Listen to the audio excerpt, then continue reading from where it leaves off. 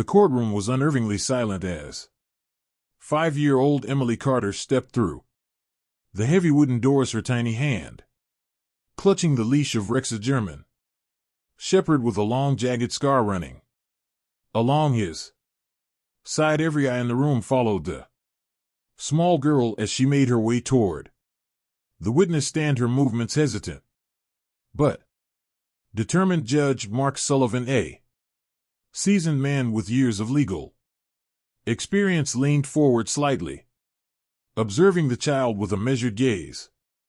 He knew that the weight of the entire case rested on her fragile shoulders.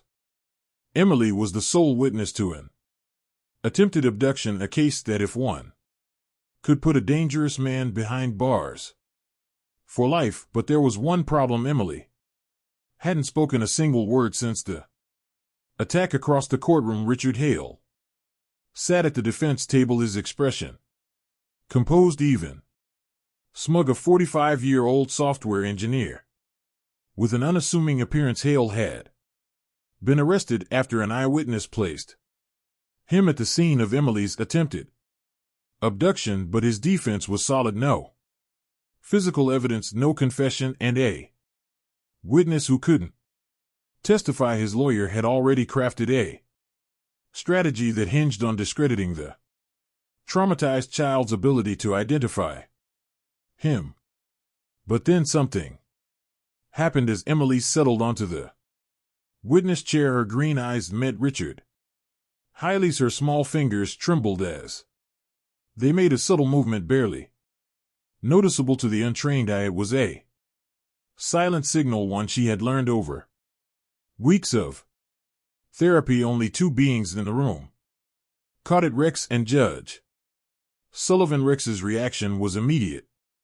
The moment Emily's fingers twitched in that silent plea for help, the dog's body went rigid, his ears pricked forward, his muscles coiling like a loaded spring. A low guttural growl rumbled from deep within his chest, a sound of warning, of recognition. His golden brown eyes locked onto Hale, unwavering and piercing. The reaction sent a ripple of unease through the courtroom. A murmur spread through the spectators, whispers of speculation filling the air. Something about the dog's behavior struck a chord. This wasn't just a well-trained support animal reacting to his handler's distress. This was something deeper, something primal. Judge Sullivan's hand came down hard on the gavel, the sharp crack echoing like thunder through the room. "This court will take a 15-minute recess," he declared, his voice unusually urgent. The prosecutor, Jenna Collins, shot him a questioning look, but he didn't meet her eyes. Instead, he glanced at Emily, who clung to Rex like a lifeline. Something significant had just happened, and he needed to understand exactly what it was before the trial proceeded any further. As the courtroom emptied, Sullivan remained seated, his mind racing. He had seen many things in his years on the bench, but never had a therapy dog reacted with such undeniable certainty. What had Rex recognized, and more importantly, what did that mean for the case? Outside in the hallway, Emily knelt beside Rex, her tiny hands gripping his fur tightly. Her mother, Sarah Carter, bent down beside her, smoothing back the child's curly hair with trembling fingers. "Sweetheart, are you okay?" she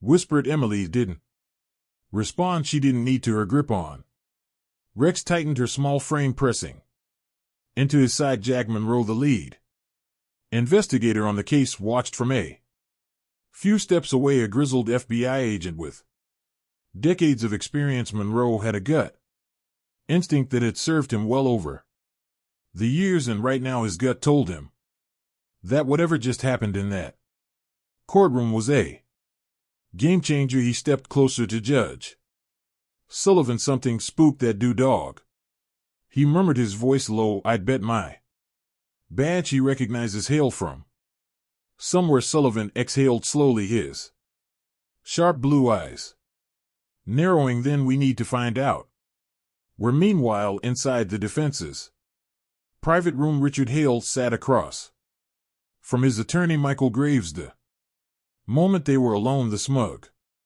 confidence on Hale's face twisted into something else, something colder. His fingers drummed against the table as he replayed the moment in his mind. The girl hadn't spoken, but the dog had reacted. She knows, he muttered under his breath. Graves raised an eyebrow at Hale, forced a small smile. Nothing, he said, but his mind was already racing. That damn dog. He hadn't considered the animal would be a problem, but now he realized Rex might be the key to unraveling everything. As the 15-minute recess neared its end, Judge Sullivan straightened his robes and took a deep breath. He didn't believe in coincidences, and right now something told him that Rex had just given them the most important clue of the trial. It was time to dig deeper, and for the first time since the case had started, he felt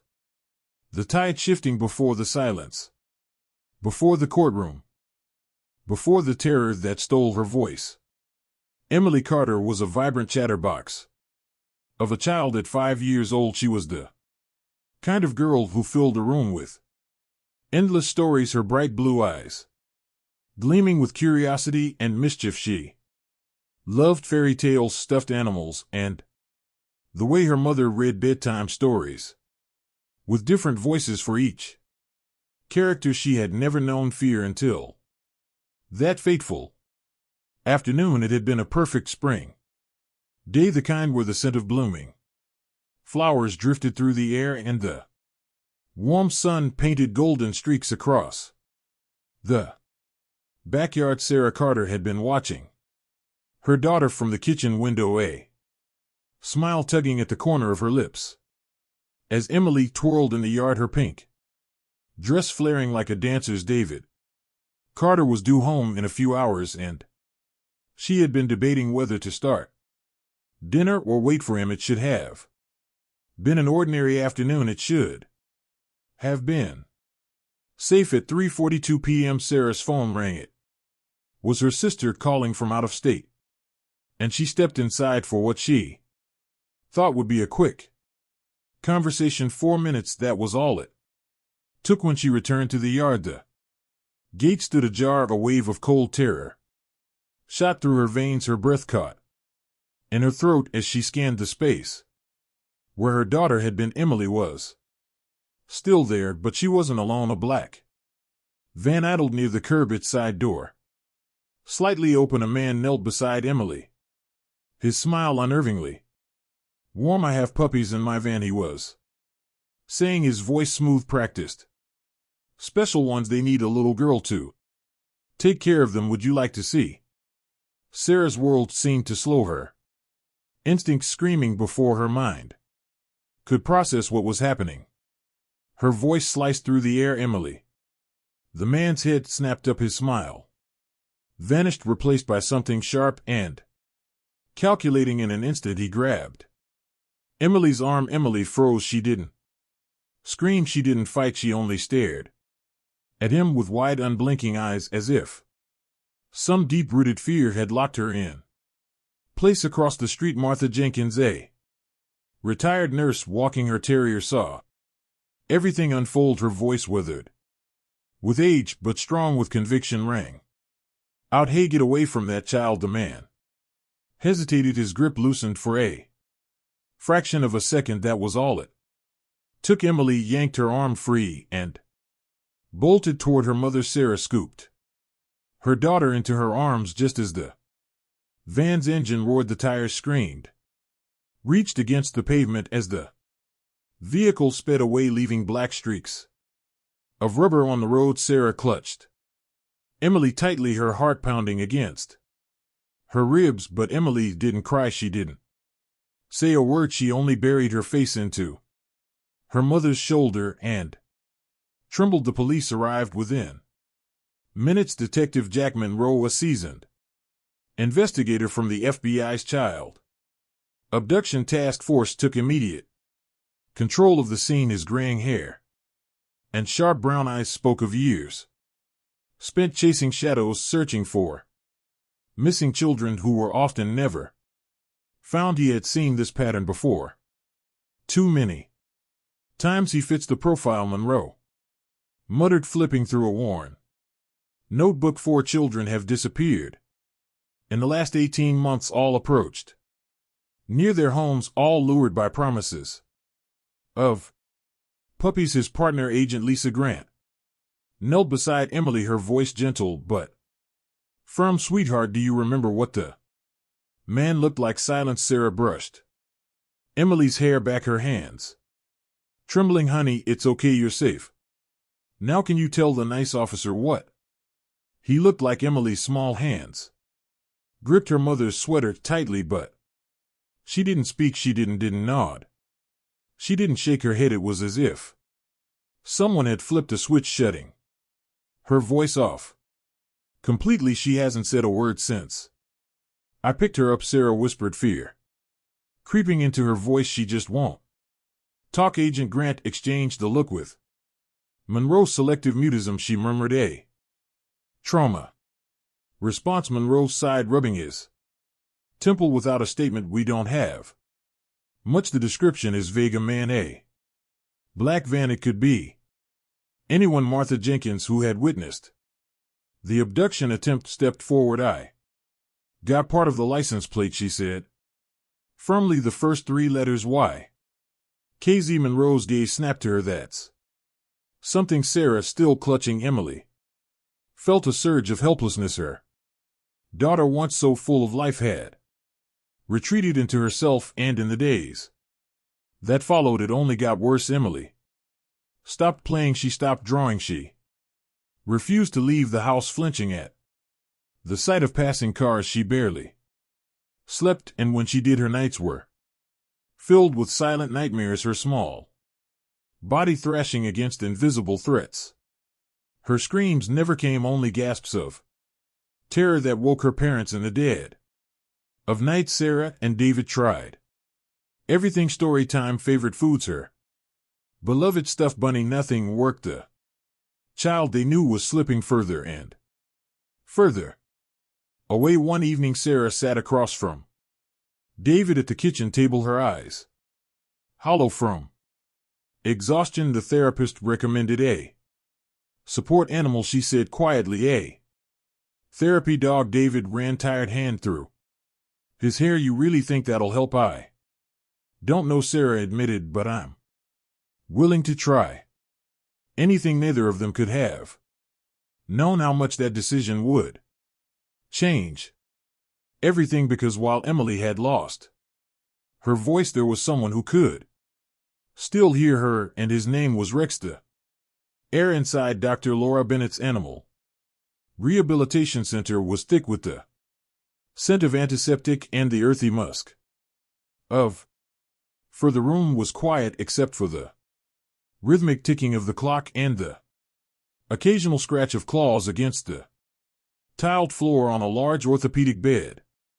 Near the window, a German shepherd lay still, his deep brown eyes tracking every movement with quiet intensity. His name was Rex. Once he had been one of the finest K-9 officers in the city's police force, a dog whose instincts and training had saved lives, but now he bore the scars of sacrifice. One particularly jagged mark running down his right flank, a permanent reminder of the night that ended his career 3 years ago during a raid to rescue a kidnapped child. Rex had lunged at an armed suspect. Without hesitation, the man had slashed at him with a knife meant for an officer. Cutting deep into his flesh, Rex had subdued the suspect even as blood darkened his fur, but in the months that followed, the injury never fully healed.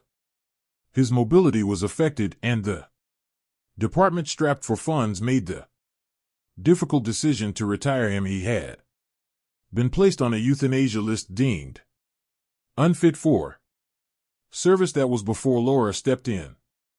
Dr. Bennett had been running the therapy animal program for years, specializing in Cases where animals could help trauma. Serve.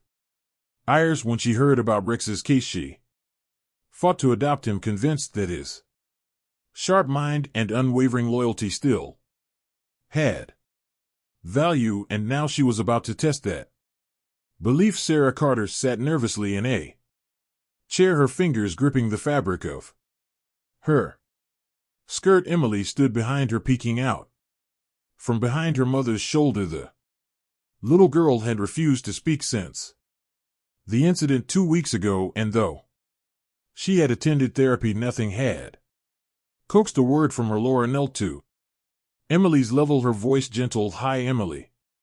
My name is Laura. I work with very special dogs that help kids who have been through scary things. Emily said nothing, her green eyes flickering to the large German shepherd a few feet away. Rex sat patiently, his ears perked forward, but he didn't move toward her. He simply watched, his presence steady and unthreatening. Would you like to meet him?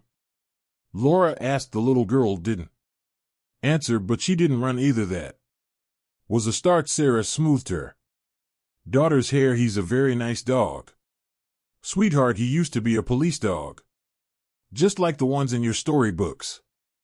Laura gestured to Rex and gave a quiet command. Stay. The German shepherd didn't so much as twitch. Laura turned back to Emily. You don't have to come close if you don't want to. Rex will wait right here, but if you feel ready, you can put out your hand and he'll come to you. Emily hesitated for long moments. She remained frozen in place. Then inch by inch she stepped out from behind her mother, her tiny hand lifted, hesitant but deliberate. Rex remained still, waiting for the final cue. When Laura nodded, he slowly lowered his head and took a careful step forward, then another and another. The moment his warm breath touched Emily's palm, something shifted. Emily's fingers curled slightly, brushing through the dog's thick fur. The connection was made. Sarah gasped, softly pressing a hand to her mouth. It was the first time Emily had reached out to anything or anyone since the attack. Tears welled in her eyes as she whispered, "Oh baby." Emily's small fingers burrowed deeper into Rex's fur, gripping him as if he were the only solid thing in a world that had turned terrifyingly uncertain. Laura smiled. That's a good girl, Emily. Rex likes you. The child said nothing, but she didn't let go. Over the next few weeks, Rex and Emily became inseparable. At home, she would sit beside him for hours, her tiny hands tracing the scar along his side. When nightmares woke her in the middle of the night, it was Rex's steady heartbeat that calmed her, though she still refused to speak. She began drawing again, simple crayon pictures of a girl and a dog standing together against shadowy figures. One afternoon, while sitting on the floor of Laura's office, Emily was watching Rex perform a simple trick when something remarkable happened. Good boy, she whispered. The words were so soft that for a moment Sarah thought she had imagined them, but when she turned, she saw Emily staring at Rex, her lips slightly parted in wonder, as if she too had surprised herself. Tears filled Sarah's eyes. It wasn't much, but it was a start. Laura placed a gentle hand on Sarah's arm. She trusts him, she murmured. Sometimes trust is the first step toward finding your voice again. Sarah squeezed her hand. Then we'll follow wherever that trust leads, and it would lead them somewhere they never expected, to a courtroom where a monster would finally be unmasked. The air inside the courtroom was thick with tension. The seats in the gallery were filled with journalists, families, and legal observers, all watching with anticipation as one of the most high-profile trials in recent memory was about to begin. In the center of the room, the defendant, Richard Hale, sat beside his Attorney, his expression unreadable despite the weight of the charges against him. He appeared disturbingly calm, his fingers tapping rhythmically against the polished wood of the defense table. Seated beside her mother, Emily Carter clutched the leash of Rex tightly, her small fingers wrapped around the thick fabric as if it were a lifeline. The German shepherd sat alert beside her, his ears pricked forward, his deep brown eyes locked onto Hale. Every so often his nose would twitch as if he were scenting something familiar in the air. All rise. The BFF's voice rang through the chamber as Judge Mark Sullivan entered, his robe flowing behind him. He took his seat at the elevated bench, his sharp eyes scanning the room before settling briefly on Emily and Rex. He had already made a ruling allowing the therapy dog to be present, but he knew that decision was far from universally accepted. Before we proceed with opening statements, Sullivan said, his deep voice measured and controlled, the court will hear arguments regarding the presence of the support animal in these proceedings. Michael Graves, the defense attorney, rose smoothly from his seat and adjusted his tie. Your Honor, he began, his tone polite but firm. While we understand the prosecution's argument for emotional support, the presence of this animal is highly prejudicial. A large German shepherd in the courtroom may evoke an emotional response from the jury that would unfairly bias them against my client. We request that the dog be removed during testimony. Jenna Collins, the lead prosecutor, stood immediately in response. Your Honor, Emily Carter's 5 years old and a trauma survivor. She has been diagnosed with selective mutism as a result of her experience. Rex is not here as a spectacle. He is here as a medically necessary support animal. His presence allows Emily to participate in these proceedings without undue distress. Judge Sullivan sat back, his expression unreadable. I have already reviewed the documentation submitted by the child psychologist and the animal behaviorist. The dog remains. A murmur spread through the courtroom, some in agreement, others grumbling under their breath. Graves pressed his lips together, displeased, but unwilling to argue further. He returned to his seat, shooting a quick glance at Hale, who remained eerily expressionless. The trial began. In earnest, the prosecution painted a chilling picture of Hale's actions, a pattern of manipulation, deception, and predatory behavior spanning years.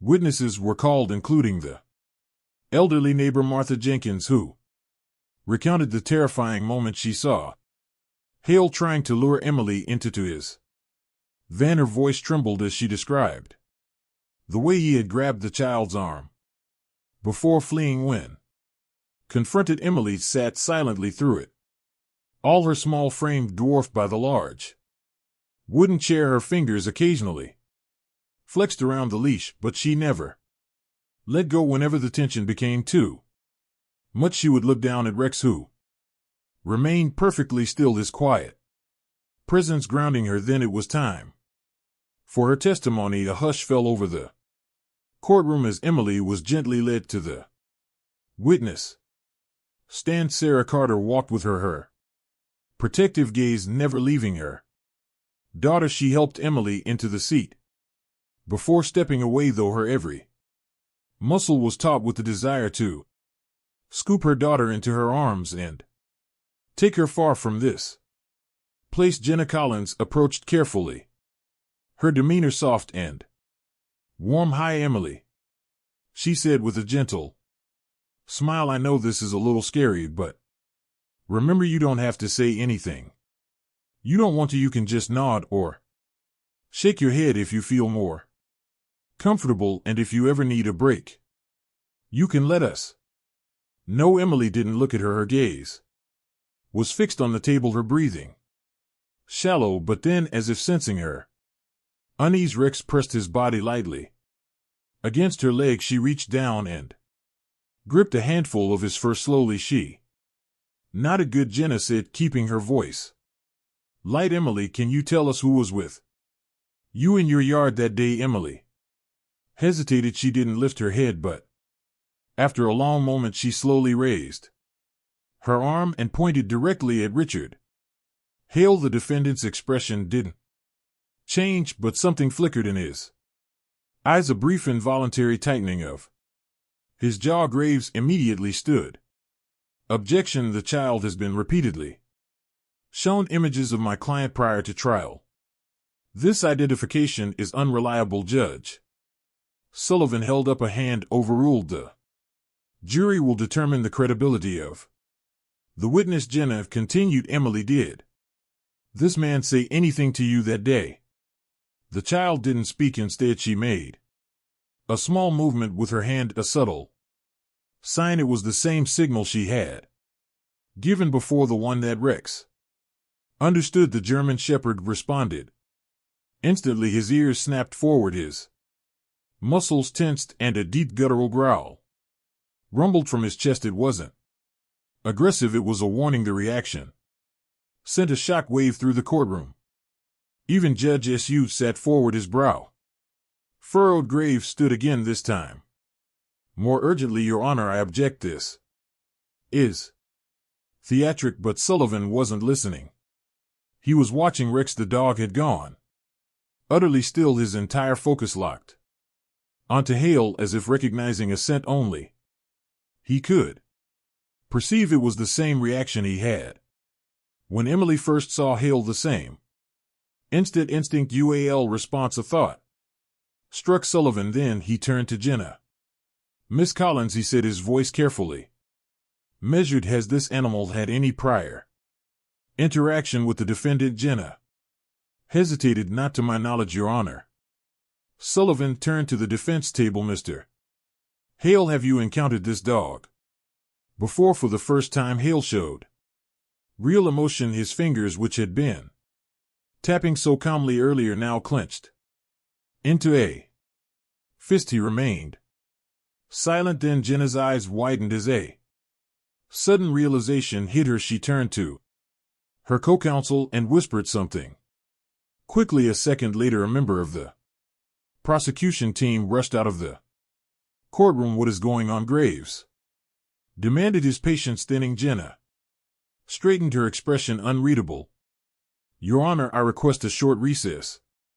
There may be new evidence relevant to this case. Judge Sullivan studied her for a long moment before nodding. 15-minute recess. As the courtroom emptied, whispers filled the air. Speculation spread like wildfire. Had Rex just recognized Richard Hale? And if so, from where? Something told Judge Sullivan that the answer to that question would change everything. The weight of the case bore down on the prosecution team as new developments surfaced. Richard Hale had been officially linked to multiple disappearances, yet without Emily's full testimony, the trial teetered on the edge of uncertainty. What no one expected, however, was that the key to unraveling the case would not come from the child, but from the German Shepherd who never left her side. The morning was crisp as the prosecution team, led by Jenna Call, presented their next motion to introduce new forensic evidence. The soil samples found in Richard Hale's van had been analyzed, and the results pointed to a very specific location: a remote, unoccupied cabin in the northern woods.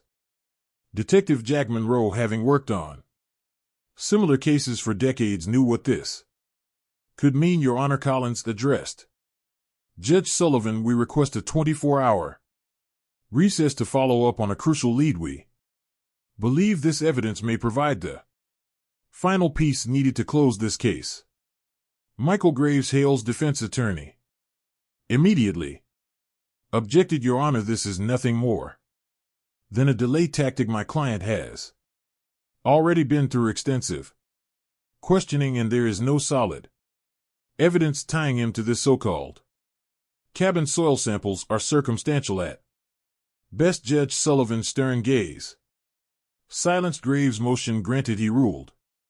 The prosecution has 24 hours. Court adjourned as soon as the judge's gavel struck. Monroe and his team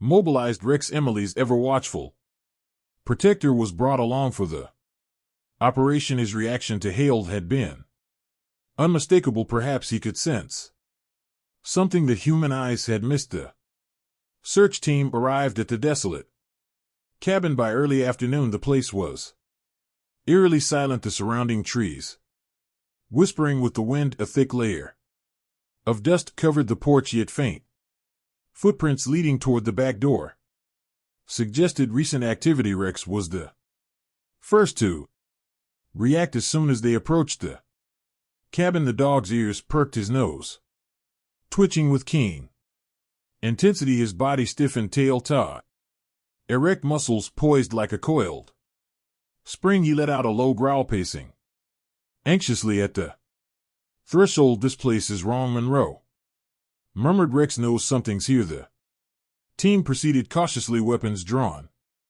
Inside the cabin was sparse, a table, a cot, empty, food can stacked in a corner. But then Monroe noticed something peculiar. The wooden floor near the back wall had an unnatural seam, a faint indentation that seemed out of place. He knocked on it. Hollow. There's something under here, he said with swift precision. The officers pried the boards loose. What lay beneath sent a shiver down their spines. A narrow staircase spiraled down into a hidden basement. The air grew cold and damp as they descended, the dim light revealing a horrific sight. Children's belongings, old toys, small shoes, a faded pink backpack, and in the farthest corner, chained but still alive, was a girl. Emma Sullivan, the 8-year-old, had been missing for 6 months. Her face was pale, her clothes ragged, but the moment she saw the officers, her eyes filled with tears of recognition and relief. Help, she whispered, voice hoarse from disuse. Rex reacted immediately, straining against his leash, whining as if sensing the suffering this child had endured. Monroe rushed forward, unlocking the chain, scooping Emma into his arms. You're safe now, he assured her. We've got you. Emma clung to him, her frail body trembling. The search had finally come to an end, but the nightmare wasn't over. Yet back at the courthouse, the news of Emma's rescue spread like wildfire. The gallery was packed as Collins prepared for the final strike against Hale. The judge allowed Emma's discovery to be introduced as evidence, along with the soil sample linking the cabin to his vehicle. Mr. Hale, Collins addressed the defendant, her voice sharp as steel. How do you explain the presence of an abducted child locked in a basement on a property tied directly to you for the first time? Richard Hale looked shaken. I don't know what you're talking about, he stammered. Jenna Collins pressed forward, her tone unwavering. Your DNA was found on the chains. Your vehicle's tires matched the tracks outside the cabin, and more importantly, Emma Sullivan is alive, meaning she can testify against you. The weight of those words settled over the courtroom. A single survivor meant a witness who could single-handedly dismantle his defense. Hale's carefully constructed composure began to crumble. His lawyer whispered furiously in his ear, but it was clear he was cornered. And then it happened again. Rex, lying at Emily's feet, suddenly lifted his head, his eyes narrowing at Hale. His hackles rose, a deep growl vibrating through his chest. The room went silent as the German shepherd took slow, deliberate steps forward, his gaze locked onto the defendant. It was a look of recognition. Hale flinched. Everyone saw it. The man who had maintained his arrogance throughout the trial was now visibly sweating, his hands gripping the edge of the table. He turned to his attorney muttering something. Frantically then, in a voice barely above a whisper, he said, "I want to change my plea." Gasps erupted across the room. Judge Sullivan's gaze darkened. "Mr. Hale, are you stating that you wish to plead guilty?" The room held its collective breath. Hale exhaled shakily. "Yes." The trial's abrupt end sent shock waves through the nation. Richard Hale was sentenced to life in prison without the possibility of parole, his conviction sealing the fate of a man who had terrorized Army lives for years. But the true heroes of the case weren't just the lawyers or the detectives. It was a 5-year-old girl who had found her courage and a dog who had never given up on her in the days following the sentencing. Emily spoke her first words in weeks, holding Rex's face in her small hands. She whispered, "Thank you." Her parents wept, knowing that their daughter was finally finding her way back to them.